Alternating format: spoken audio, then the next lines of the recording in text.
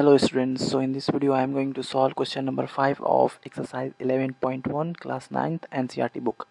So the question is, what length of tarpaulin 3 meter wide will be required to make a conical tent of height 8 meter and base radius 6 meter? Assume that extra length of material that will be required for stitching and margin is approximately 20 centimeter. So according to question, we are going to make a conical tent. Let's draw a tent.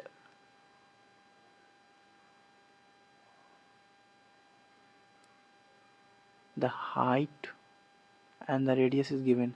The height will be 8 meter and the radius is 6 meter, right? And we want to make tent from material called tarpaulin. So let's say this is the tarpaulin, and wide is given. The wide of this tarpaulin is 3 meter. What would be the length of the tarpaulin? So you have to find the length of this tarpaulin. So first we need to find the area of this cone. Now we will compare it from tarpaulin area, right? So first let's find L. The cone L is equal to h square plus r square. So h is equal to 8 square plus 6 square, 64 plus 36 will be 100, and square root of 100 is 10. Now L is 10, we know. So what would be the area of the cone? So curved surface area of cone is pi r L. Take pi is equal to 3.14, r is equal to 6, L is equal to 10, divide by 100. So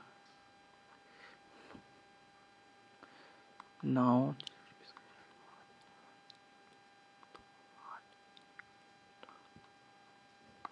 (188.4) the curved surface area of cone. Now we need to compare this from the tarpaulin's area. What would be the area of tarpaulin? L into 3. L into 3 is equal to the area of cone, 188.4.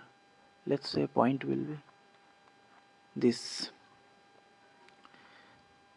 Now 3, 6.